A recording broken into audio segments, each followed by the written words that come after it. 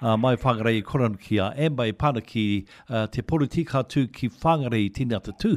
Morin kia koe te tū ne, tēnā koe. Tēnā koe, so tēnā no hoki koutou ngā kai whakarongo, kua hono mai tēnei ata ki tēnei o ngā papahotanga atu i Whangarei te tiringa prawa. He tika ana ngā kōrero e Cyril kami te tini o ngā kaupapa e poro te hingia nei tēnei ata.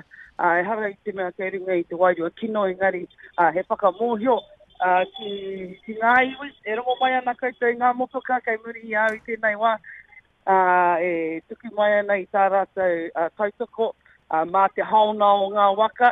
Engari, so e hikoi ana i te rori, e pahuri atu ana i te kōti teitei o Whangarei te tiringa prawa, i karakia mātou ki te wāhi tū ngā waka ki New World i tēnei ata, i wehe mai i te hauro i te titu karaka, i tukuna e ngā karakia e Shaquille Shortland, Ross Smith, rātou no hoki ko Ruben Taipari, no reira i tukuna rātou ki te kōrero, ki te whakahonore i tēnei kaupapa i tēnei ata e so tēnā koe.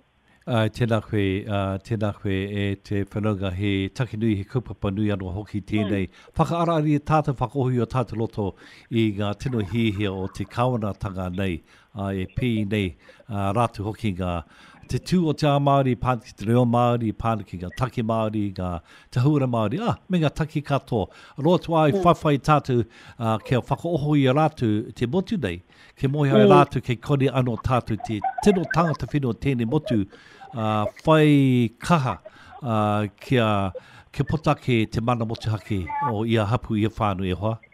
E tika ana e suru kua roa mātou mahi ana i wenei mahi, o mātou koraua, o mātou kuia, mātou tupuna i whakapau kaha, i whakapau wera maira no hoki ki te hiko i te mata o te whenua, ki te whawhai mō tēnei o ngā kaupapa nui.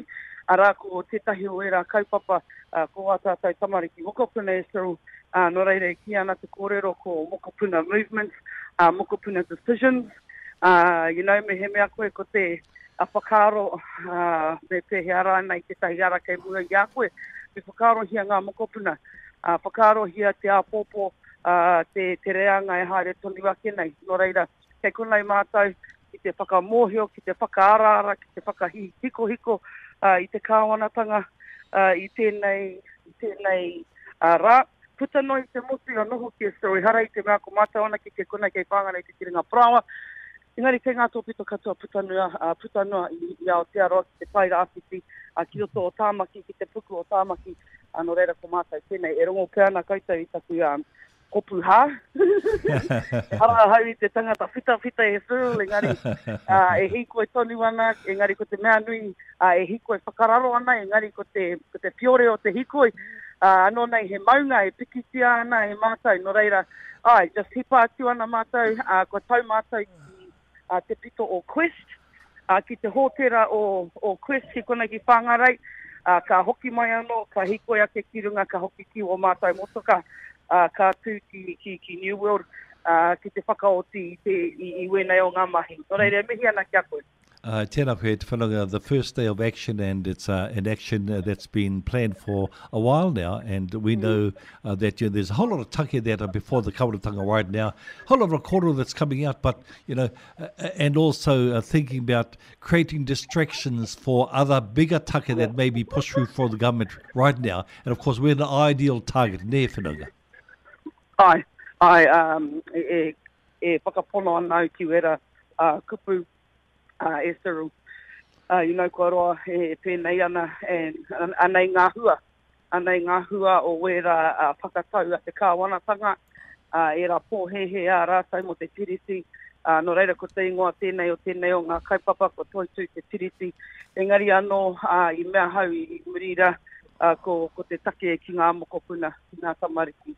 Ka rātu I poi I a rātu ngā kuiume ngā kaumātua roto te kohanga reo kurukaupapa Māori, wānanga Māori, whakakahe rātu ro te ao Māori, whakakahe rātu kia tū Māori kia rātu I mo te aroa rātu au kia potake te reo o ngā taitimunihi, ngā mokopone noki.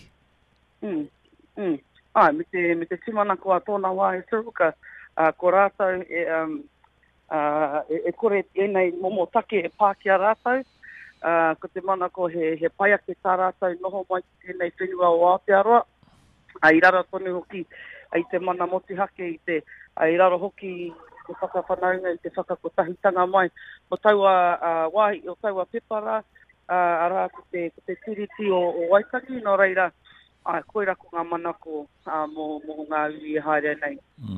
Whena me mihi i kore kia koe, tuka mai he reporter mai Whangarei, ai whakoi a tātou ngā kaihakarongi ki tēnei tako o tātou, me te tino tū o tā Maori pā ana ki ngā taki nui i mō tātou, me te kawarana hoina me mihi kore kia koe, tēnā koe, oa?